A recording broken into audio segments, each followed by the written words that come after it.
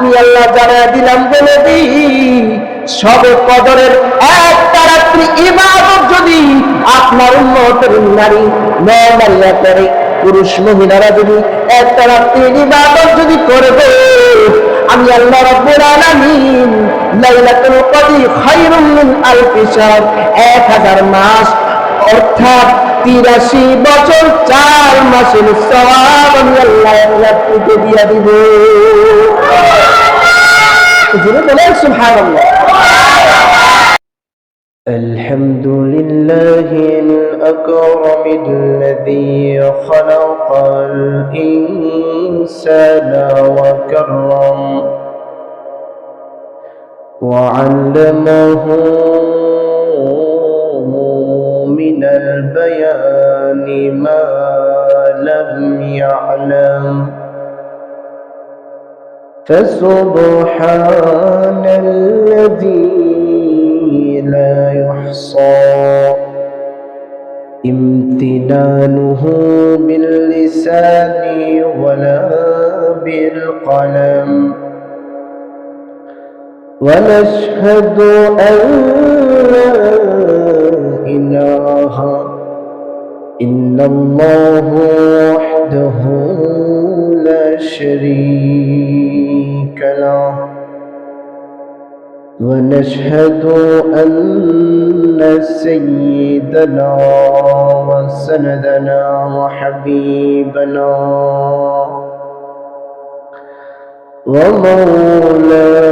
ومولانا محمدا عبده ورسوله الذي أرسل إلى الناس كافة بشيرا ونذيرا وداعيا إلى الله بإذنه وسراجا منيرا. أما بعد فقد قال الله تعالى في كلامه المجيد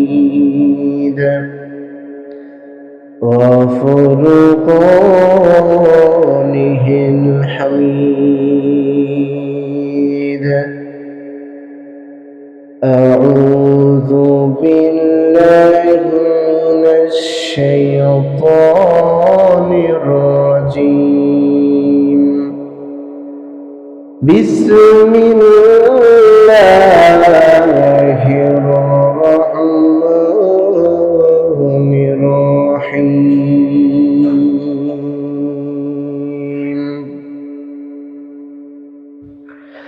إنا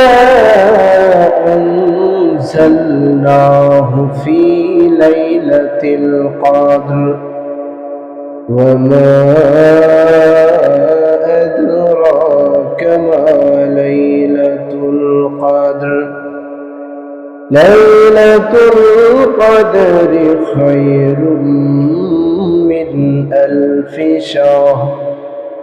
تنزل الملائكة والروح فيها بإذن ربهم من كل أمر. سلام هي حتى مطلع الفجر. قال رسول الله صلى الله عليه وسلم: من قام ليلة القدر غفر له ما تقدم من ذنبه. وقال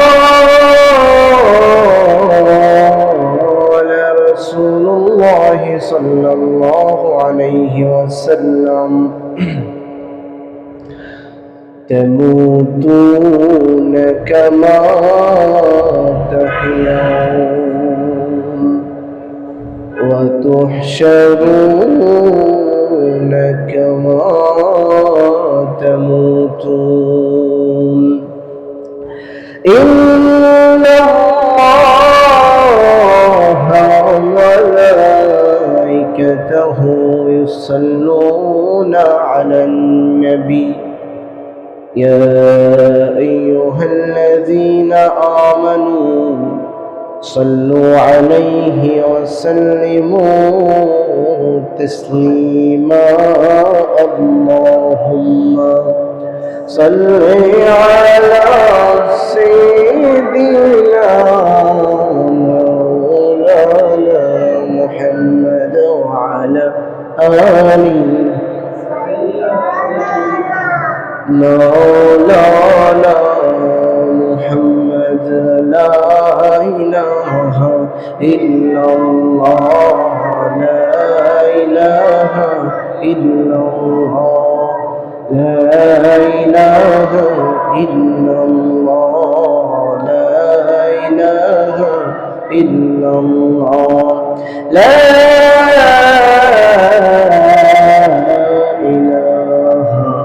إلا الله محمد رسول الله صلى الله عليه وسلم আল্লাহ রাব্বুল আলামিনের দরবারে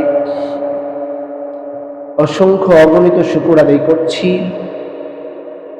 যে মহান রাব্বুল আলামিন আমাদেরকে অত্যন্ত দয়া করে মায়া করে মহব্বত করে ভালোবেসে দুনিয়ার বিভিন্ন কাজ থেকে ফারেক করে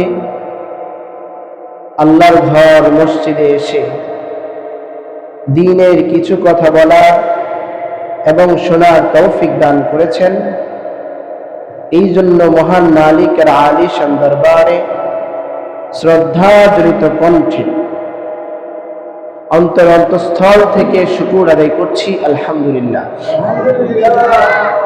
মুহতারাম হাজিরিন, আমাদের সামনে দেখতে দেখতে পবিত্র রমাদান মাস শেষের দিকে আমরা চলে এসেছি। আজ দিবাগত রাত, আজকে থেকেই আগামী 10 দিনের জন্য রাসূলুল্লাহ সাল্লাল্লাহু আলাইহি ওয়াসাল্লাম সবচাইতে গুরুত্বপূর্ণ যে ইবাদত রমজান মাসের ইতিকাফের রজনী আজ থেকেই শুরু হয়েছে। পুণ্যময় রজনী শবে কদর। এই শবে কদর তারাই পাওয়ার সম্ভাবনা বেশি যারা ইতিকাফে প্রত্যেকটা রজনী কাটিয়েছে। লাস্টের নাজাতের 10 দিন, রমাদানের নাজাতের 10 দিন যারা ইতিকাফে কাটাবে, অবশ্যই আল্লাহ রাব্বুল আলামিন শবে কদরের রাত্রির পরিপূর্ণ সওয়াব এবং আমলের পরিপূর্ণ প্রতিদান আল্লাহ তাকে দিবেন। সুবহানাল্লাহ। শবে কদর কবে হবে? রাসূলুল্লাহ সাল্লাল্লাহু আলাইহি ওয়াসাল্লাম নির্দিষ্ট কোনো দিন উল্লেখ করেন নাই যে রাসূল সাল্লাল্লাহু আলাইহি ওয়াসাল্লাম বলেছেন যে আমাকে শবে কদর ভুলিয়ে দেওয়া হয়েছে। কারণ আল্লাহ চান যে রমজান যেহেতু বিদায় হয়ে যাচ্ছে, আমার বান্দাবান্দি যেন রমাদানের পরিপূর্ণতা এই শবে কদরে পায়। সে শেষ 10টা দিন যেন, 10টা রাত্র যেন আমার ইবাদতে কাটায় দেয়।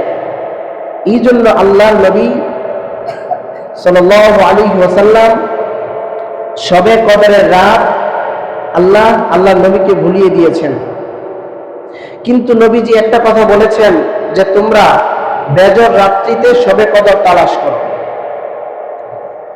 শুধু 27 তারিখেই যে শবে কদর হবে এটা বলা যায় না, আবার 27 তারিখে যে হবে না সেটাও বলা যায় না। 21 তারিখ 21 রোজা সন্ধ্যার পর থেকে আরবি হিসাব ধরা হয়। 21, 23, তারপরে 25, 27, 29 এই রাত্রগুলো শবে কদর হবে এই রাত্রগুলোতে। তবে কোন রাতে হবে সেটা নির্দিষ্ট করে বলা মুশকিল। তাই কেউ যদি এই রাত্রটা ইতিকাফে কাটাইতে পারে আজ থেকে, আজ সন্ধ্যার যখন চাঁদ ডুবে যাবে, যখন সূর্য ডুবে যাবে, ওই সূর্য অস্তমিত হওয়ার পর থেকে যে বান্দা অথবা যে বান্দি 10টা রাত্র ইবাদতে কাটায় দিবে, ইতিকাফে কাটায় দিবে, আল্লাহ রাব্বুল আলামিন শবে কদরের মতো পুণ্যময় রাত্রি পাওয়ার তৌফিক আল্লাহ তাকে দিবেন। সুবহানাল্লাহ। ইতিকাফ মানে কি? ইতিকাফ অর্থ হলো অবস্থান করা, নির্দিষ্ট কিছু দিন নির্দিষ্ট একটা জায়গার মধ্যে অবস্থান করাকে ইতিকাফ বলা হয়। এটা হলো পারিভাষিক অর্থ। তো আমরা শবে কদর যদি পেতে চাই তাহলে অবশ্যই ইতিকাফ আমাদের করতে হবে। আর ইতিকাফ যাদের করা সম্ভব নয় তারা অবশ্যই এই বেজর রাত্রিতে ইবাদতে কাটায় দেওয়ার মন মানসিকতা তৈরি করতে হবে। পুরুষরা মসজিদে ইতিকাফ করবে, মসজিদের উপর তলায় হোক, নিচের তলায় হোক, অথবা যে কোনো এক কর্নারে পুরুষরা ইতিকাফে বসবে। কোনো শরঈ কোনো ওজর ছাড়া, যেমন প্রাকৃতিক ডাক আসে মানুষের, ইস্তেঞ্জা যেতে হয়, ওই ওজর ছাড়া এবং গুরুত্বপূর্ণ কোনো ওজর ছাড়া মসজিদের ভিতরেই সে অবস্থান করতে হবে। ওজর ছাড়া সে বের হতে পারবে না। বাড়ির সাংসারিক কোনো কাজের জন্য সে বের হতে পারবে না। অপরদিকে মহিলারা ইতিকাফ করবে ঘরের মধ্যে একটা নির্দিষ্ট কর্নারে, কাপড় টাঙিয়ে হোক, মশারি টাঙিয়ে হোক, ওই জায়গার মধ্যে সে অবস্থান করবে। খাওয়া দাওয়া সেখানেই করবে। শুধুমাত্র ইস্তেঞ্জার জন্য সে ওই জায়গা থেকে বের হয়ে ইস্তেঞ্জার কাজ সেরে আবার চলে আসতে পারবে। ইতিকাফ অবস্থায় অতিরিক্ত বেহুদা কথাবার্তা বলা যাবে না। ইতিকাফ অবস্থায় প্রয়োজনীয় কথাবার্তা টুকটাক বলা যাবে, দুনিয়াবি কথাবার্তাও বলা যাবে, তবে প্রয়োজনীয় যেটা প্রয়োজনের অতিরিক্ত কোনো কথা বলা যাবে না। তারপরে ইতিকাফ অবস্থায় সর্বদা আমলে কাটানোর চেষ্টা করা। কেউ যদি শুধুমাত্র জিকির করাও রাত্র কাটায় দেয়, কেউ যদি নামাজ পড়েও রাত্র কাটায় দেয়, সেটা তার নিজের খেয়াল খুশি ইখতিয়ার মতো সে ইবাদত করবে। তবে এই জায়গায় অবস্থান করে ইবাদত তার করতে হবে, একই জায়গার মধ্যে নির্দিষ্ট সময়। রাসূলুল্লাহ সাল্লাল্লাহু আলাইহি ওয়াসাল্লাম ওনার জীবদ্দশায় রমাদানের শেষ দশকে যত জীবন উনি বেঁচেছেন, রমাদানের শেষ দশকে উনি সর্বদা ইতিকাফে কাটায় দিয়েছেন। সুবহানাল্লাহ। এজন্য আম্মা জানেরা বলেছেন নবী সাল্লাল্লাহু আলাইহি ওয়াসাল্লাম রমজানের শেষ দশকে ইতিকাফ করেছেন। এমনকি আল্লাহ নবীর ওফাতের পরেও আম্মা জানেরা ইতিকাফ করে গিয়েছেন, নবীর এই সুন্নাতটা মেনেছেন। আর এটা এমন একটা সুন্নত যে সুন্নতে মুআক্কাদায়ে কিফায়া, নবীজির আহাম একটা সুন্নত, ওয়াজিবের মতোই একটা সুন্নত। এই সুন্নত পালন করা প্রত্যেকটা গ্রামবাসীর উপর ওয়াজিব হয়ে যায়, সুন্নত হয়ে যায়, সুন্নতে মুআক্কাদা হয়ে যায়। আর যদি গ্রামবাসীদের পক্ষ থেকে স্থানীয় মানুষ 2-3 জন অথবা একজন বসে, তাহলে সবাই এই সুন্নত তরকের গুনাহ থেকে বেঁচে যায়। তো এই জন্য এই ইতিকাফ অনেক গুরুত্বপূর্ণ। ইতিকাফের ফজিলত কি আল্লাহর নবী জানিয়ে দিয়েছেন। আল্লাহ রাব্বুল আলামিন কুরআনের মধ্যে আল্লাহর নবী হযরত ইব্রাহিম আলাইহিস সালাতু ওয়াস সালামকে ঘোষণা দিয়ে দিয়েছেন, ও ইব্রাহিম ওয়াল আকিফিনা ওয়া রুকআইস সুজুদ, দুনিয়ার মধ্যে আমার বান্দা বান্দির জন্য তুমি কাবা ঘরকে পরিষ্কার পরিচ্ছন্ন রাখো। যারা কাবা ঘরের সামনে এসে আমি আল্লাহর ধ্যানে মগ্ন হয়ে ইতিকাফ অবস্থায় রাত্র কাটাইয়া দিবে, রুকুকারী সিজদাকারীদের জন্য আমার কাবা ঘর নির্মাণ করো। আল্লাহ রাব্বুল আলামিন এই ঘোষণা দেওয়ার পর ইব্রাহিম নবী মুমিন মুসলমান বান্দাদের জন্য কাবা ঘর নির্মাণ করেছেন। অপরদিকে আমার আপনার নবী বিশ্ব নবী জানায় দিয়ে উম্মত, এই রমাদান পাওয়ার পর যদি তুমি আল্লাহকে রাজি খুশি করার জন্য, একমাত্র আমার আল্লাহকে দেখানোর জন্য ইতিকাফের সময়গুলোতে রমজানের শেষ দশকের 10টা দিন আমার আল্লাহর ভালোবাসায়, আমার নবীর ভালোবাসায় আল্লাহকে দেখানোর জন্য যদি কাটায় দিতে পারো, ও উম্মত শুনিয়া নাও, আমার আল্লাহ রাব্বুল আলামিন তোমার আমল নামায় 2টা উমরা হজ এবং 2টা হজের সওয়াব তোমার আমল নামায় আল্লাহ দিয়ে দিবে। সুবহানাল্লাহ। শুধু তাই না ও শুনিয়া লবে, যদি রমজানের শেষ দশকে তুমি ইতিকাফ করো রে, আমি নবী জানায়া দেই প্রত্যেকটা রাত্রির জন্য আল্লাহ রাব্বুল আলামিন জাহান্নামকে 3 খন্দক দূরে সরিয়ে দিবে। 3 খন্দক দূরে কতটুকু? দুনিয়া থেকে আসমানের দূরত্ব যতটুকু, দুনিয়া থেকে আসমানের দূরত্ব যতটুকু, কমপক্ষে 500 বছরের রাস্তা আল্লাহ রাব্বুল আলামিন প্রতিটা রাত্রে ইতিকাফ করার কারণে, রমাদানের 10টা দিন প্রতিটা দিন ইতিকাফ করার কারণে প্রতি রাত্রির জন্য আল্লাহ রাব্বুল আলামিন 500 বছর করে করে জাহান্নামের দূরত্ব বান্দা বান্দির কাছ থেকে বাড়ায় দিবে। সুবহানাল্লাহ। জোরে বলেন সুবহানাল্লাহ। জাহান্নাম 3 খন্দক দূরে প্রতি রাত্রে সরায় দিবে। অনেকের মনে মধ্যে কষ্ট, জীবনে হজ করতে পারি নাই, জীবনে উমরা করতে পারি না, আল্লাহ আমাকে সামর্থ্য দেয় নাই, কিন্তু বড় আশা ছিল আমি উমরাতে যাব, হজে যাব, কিন্তু আমার কপালে হজ নাই, উমরাও নাই, বৃদ্ধ হয়ে গেছি, আমি তো হজেও যেতে পারবো না, উমরাতেও যেতে পারবো না। আল্লাহ নবী বলেন, উম্মত রে, আমি নবী জানাই দিলাম রে উম্মত, রমজানের শেষ দশকে তুমি যদি ইতিকাফে কাটায় দিতে পারো রে, ইন্তেকালের পরে হাসরের মাঠে তোমার আমলনামায় 2টা কবুল হজ আর উমরার সওয়াব তুমি দেখতে পাবে। সুবহানাল্লাহ। এই জন্য ইতিকাফ করা দরকার আছে কি নাই?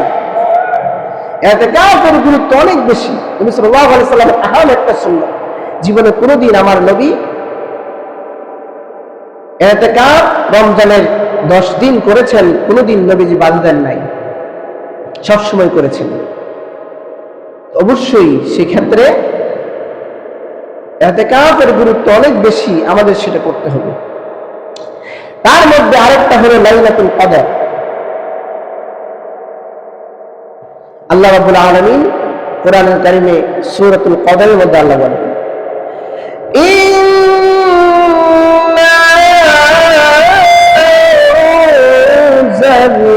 আনজালনাহু ফি লাইলাতিল কদর وما أدراك ما ليلة القدر ليلة القدر خير من ألف شهر تنزل الملائكة والروح فيها بإذن ربهم من كل أمر سلام هي حتى مطلع الفجر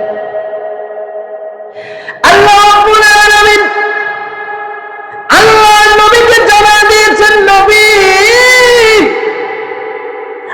আপনার উম্মতকে জানিয়ে দেন, আপনার উম্মতকে জানিয়ে দেন গো, আমি আল্লাহ রাব্বুল আলামিন লাইলাতুল কদরের মতো এমন গুরুত্বপূর্ণ রাত্রি দিয়েছি। ও নবীজি,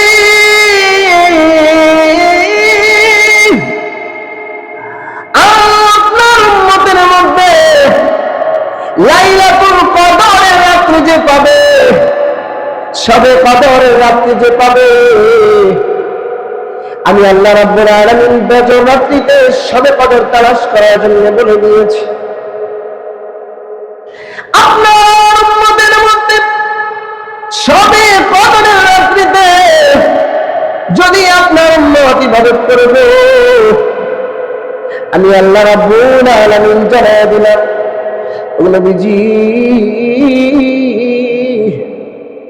শবে কদরের রাত্রি কোন রাত্রি জানেননি?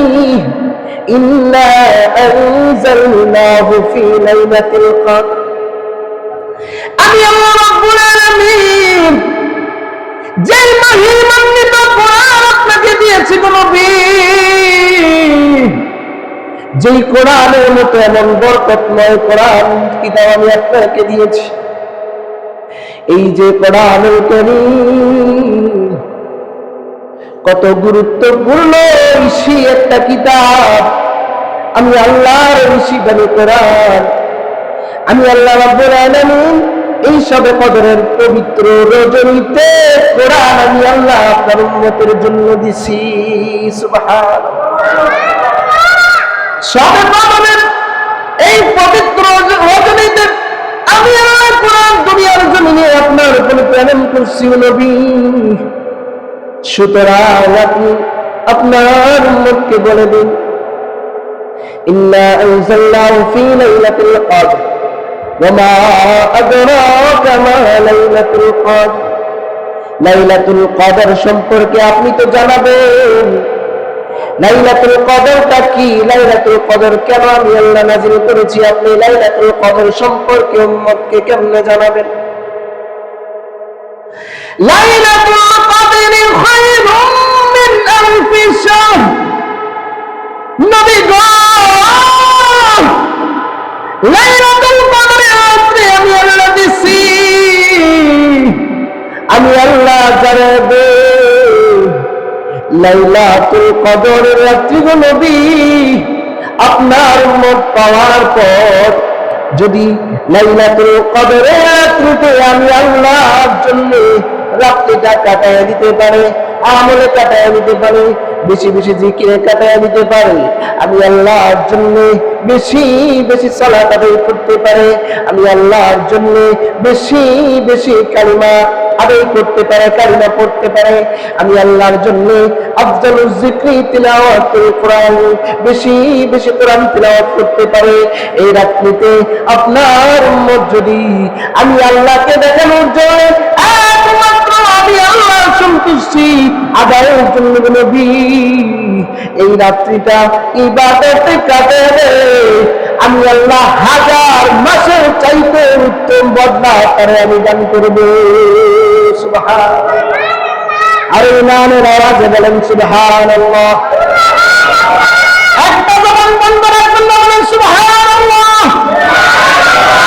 লাইলাতুল কদরি খায়রুম মিন আলফি শাহর। মুহাদ্দিসিনে কেরাম বলেন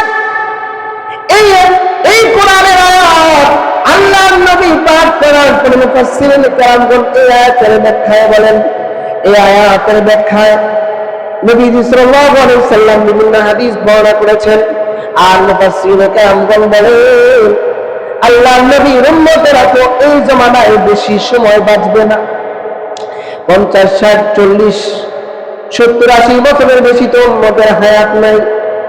কিন্তু একটা রাত্রি ইবাদত আল্লাহ হাজার মাসের চাইতে উত্তম যে বদলাটা দিবেন কিয়ামতের ময়দানে। মুসা নবী, ঈসা নবী আর যত নবী আছে পৃথিবীতে সকল নবীর উম্মতেরা দাঁড়াবে, তারা যতদিন যে আমল করেছে ওই আমলের বদলা পাবে। কিন্তু নবী মুহাম্মদ রাসূলুল্লাহ সাল্লাল্লাহু আলাইহি ওয়াসাল্লামের উম্মতেরা কিয়ামতের দিন যেদিন আল্লাহর সামনে দাঁড়াবে, পাহাড় পরিমাণ সওয়াব নিয়ে আমার নবীর উম্মতেরা দাঁড়াবে। সুবহানাল্লাহ।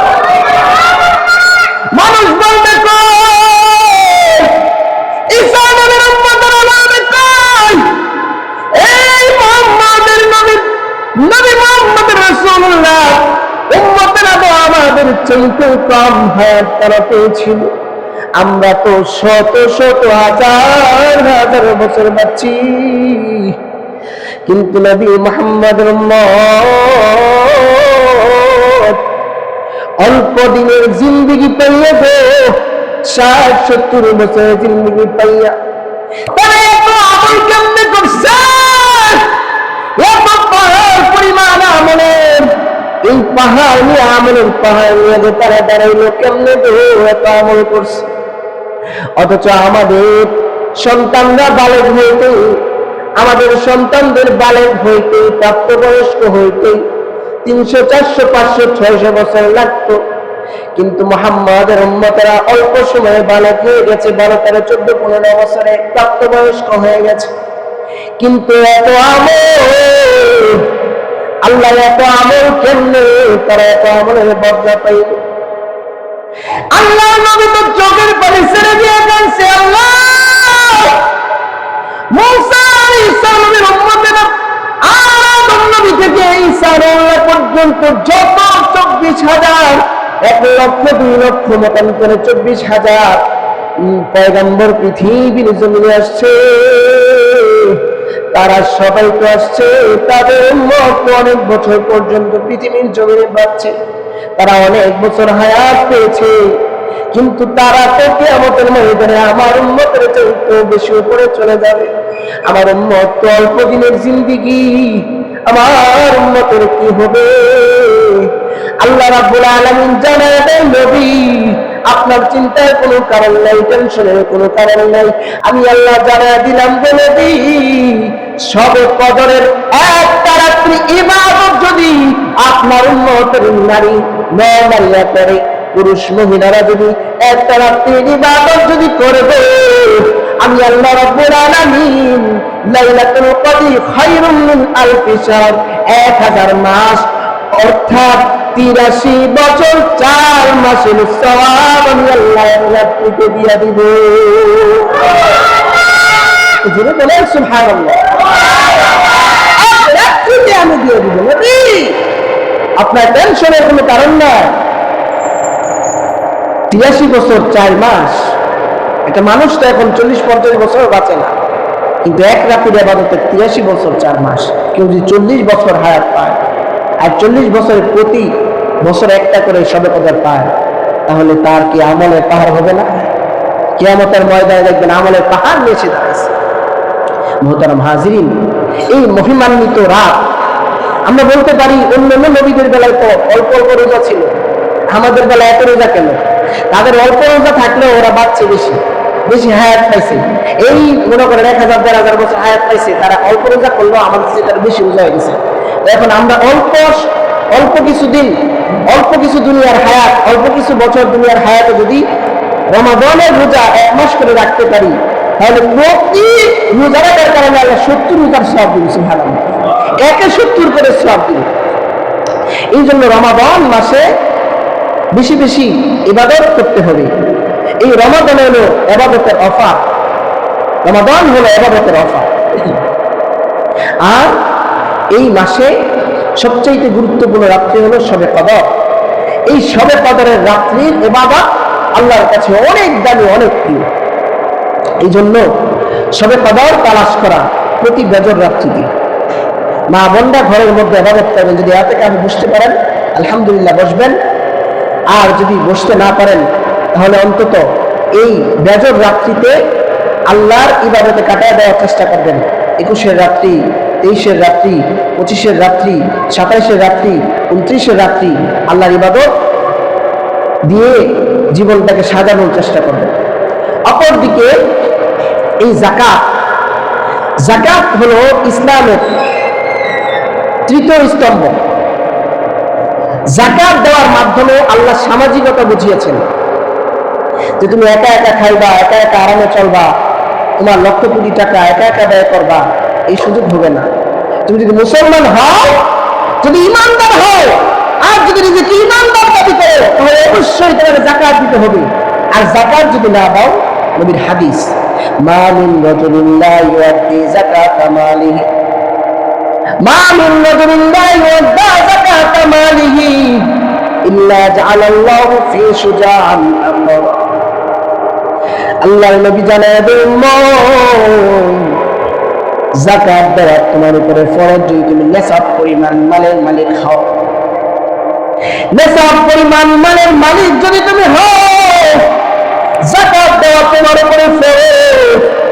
যদি তুমি যাকাত না দাও, দুনিয়াতে আল্লাহ তোমার মাল সম্পদ কমায়া দিবে।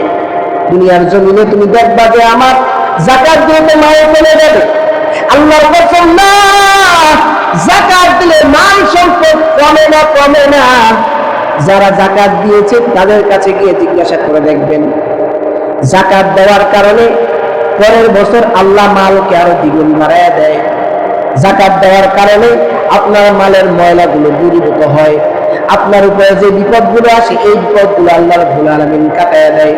মালের বড় বড় ক্ষয়ক্ষতি থেকে আল্লাহ রাব্বুল আলামিন আপনাকে বাঁচায় দেয়। সুতরাং যাকাত যদি কেউ না দেয়, দুনিয়াতে আল্লাহ তার ধন সম্পদ সবকিছু ধ্বংস করে দিবে। এক সময় না এক সময় ধন সম্পদ সব ধ্বংস হয়ে যাবে।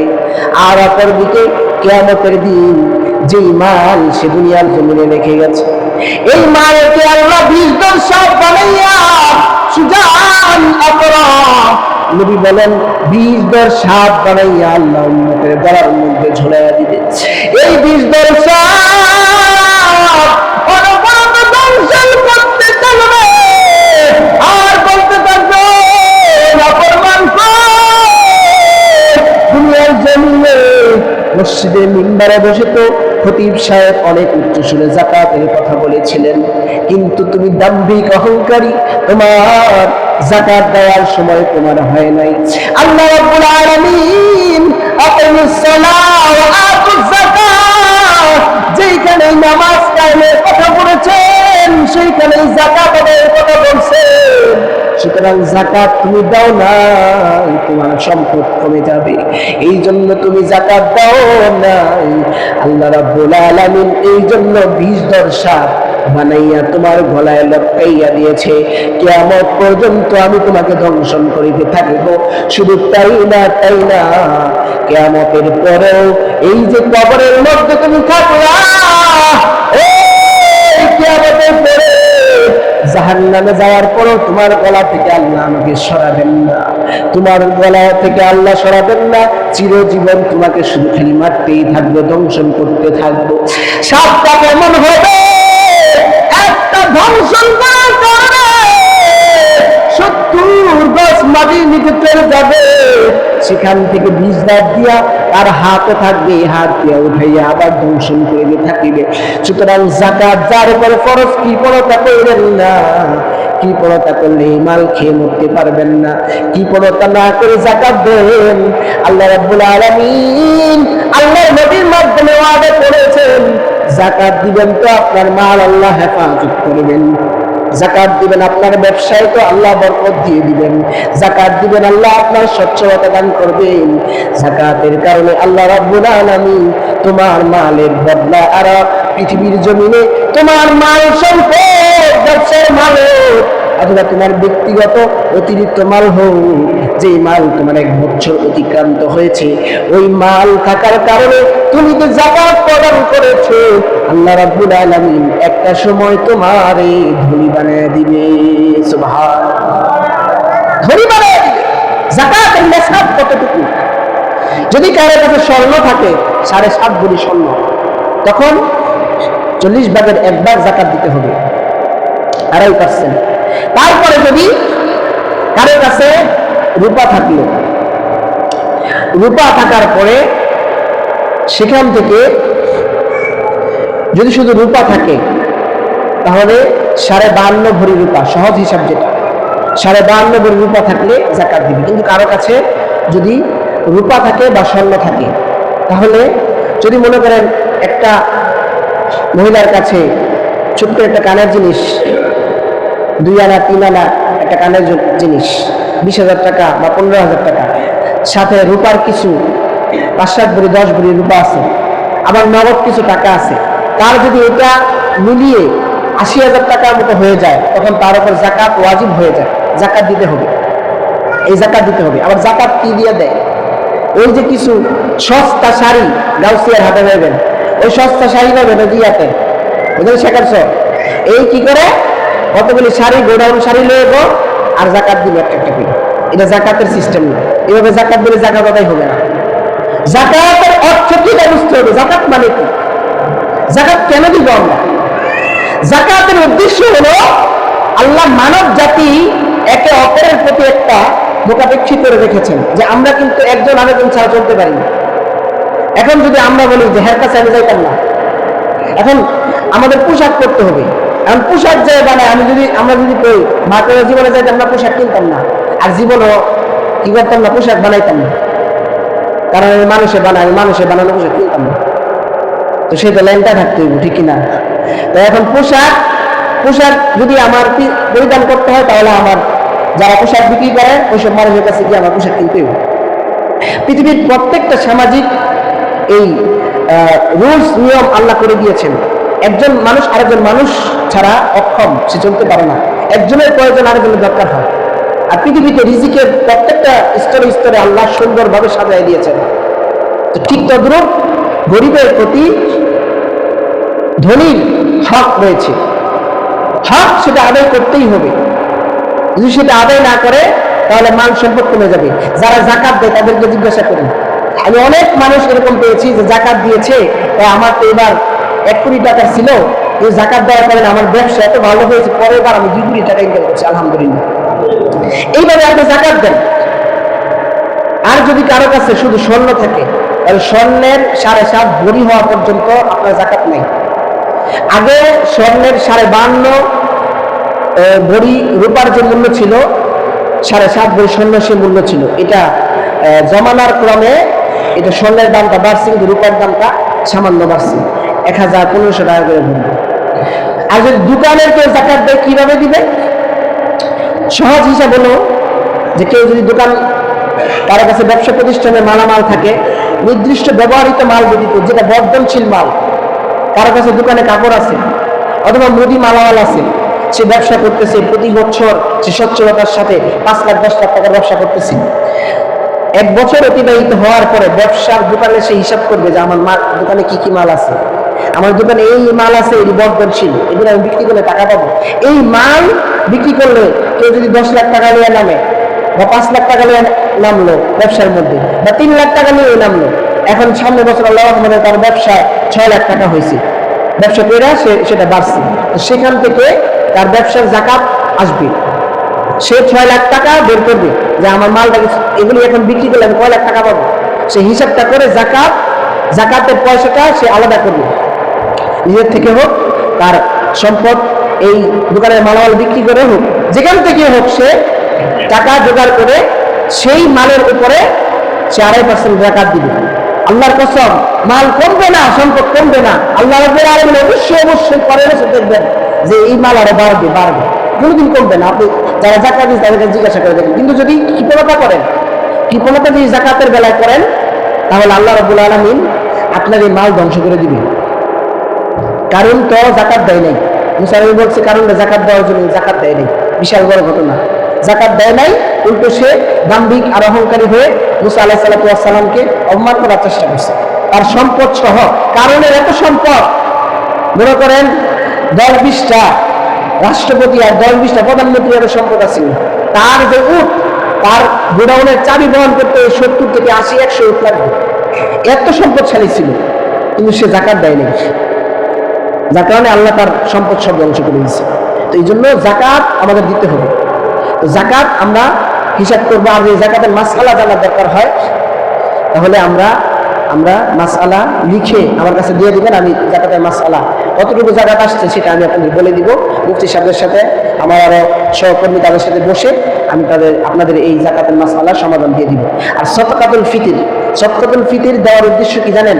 আপনার কাদের উপর সদকাতুল ফিতর দেওয়া ওয়াজিব, যাদের উপর জাকাত ওয়াজিব তাদের উপর সদকাতুল ফিতর দেওয়া ওয়াজিব।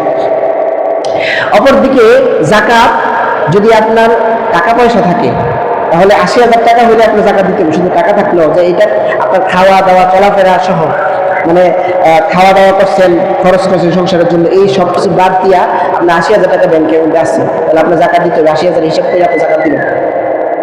তো এই জন্যে আপনাদের বলি যে জাকাত এটা সবাই আদায় করার চেষ্টা করবেন, অবশ্যই করবেন। জাকাত দিলে কি হবে? 1 নাম্বার হলো আপনার মাল সেফ থাকবে, এটা ফরজ বিধান। 2 নাম্বার হলো যে সমাজে কোনো গরিব মানুষ থাকবে না। সঠিকভাবে যদি কেউ জাকাত দিত তাহলে সমাজের গরিব থাকবে না, সমাজের সবাই ধনী হয়ে যেত। এই জন্য জাকাত দিবেন। কাকে দিবেন জাকাত? কিভাবে দিবেন? একটা মানুষকে চেষ্টা করে 5-7,000, 10,000, 20,000 টাকা করে দিতে। আর সবচাইতে ভালো হয় যে একটা গরিব মানুষকে আপনি একসাথে 50,000 টাকা দিয়ে দিলেন, সে একটা ব্যবসা করে খাইতে পারবে। পরের বছর দেখবেন হ্যাঁ এই জাকাতের, সে জাকাত দেওয়ার অধিকারী হয়ে যাবে। এটা হলো জাকাতের নিয়ম, এইভাবে জাকাত দেওয়ার নিয়ম। না পারলে অন্তত মানুষ যদি বেশি থাকে অন্তত 2,000, 3,000, 5,000 টাকা করে দেওয়ার চেষ্টা করবে। ওই সিরা 10 টাকা, 20 টাকা আর 100 টাকা, 200 টাকা, 500 টাকা একটা শাড়ি দিয়ে দিলেন, এটা জাকাত না। এইভাবে জাকাত দিলে দেখা গেছে মানুষের যেটা মৌলিক চাহিদা, ইসলামিক চাহিদা, এটা পূরণ হয় না, এই জন্য জাকাত আদায় হবে না। জাকাত এভাবে দিবেন। আর সদকাতুল ফিতর সর্বনিম্ন 110 টাকা, যাদের উপর জাকাত ফরজ হয় নাই ওরাও দিবেন এটা। কারণ এই সদকাতুল ফিতরের মাধ্যমে রমজান মাসে যে আমরা বেহুদা কথা বলছি, রমজান মাসে যে আমরা গুনাহ করছি, হ্যাঁ টুকটাক গুনাহ হয়ে গেছে, এই জন্য এই জাকাত দেওয়ার কারণ, এই সদকাতুল ফিতর দেওয়ার কারণে আপনার রমজানের গুনাহগুলো পরিশুদ্ধ হয়ে একদম বেগুনা মাসুম রোজাদার আল্লাহ বানায় দিবেন। সুবহানাল্লাহ। আল্লাহ রাব্বুল আলামিন আমাদেরকে এই কথাগুলো আমল করার তৌফিক দান করুন। ওয়া আখিরু দাওয়ানা আলহামদুলিল্লাহ।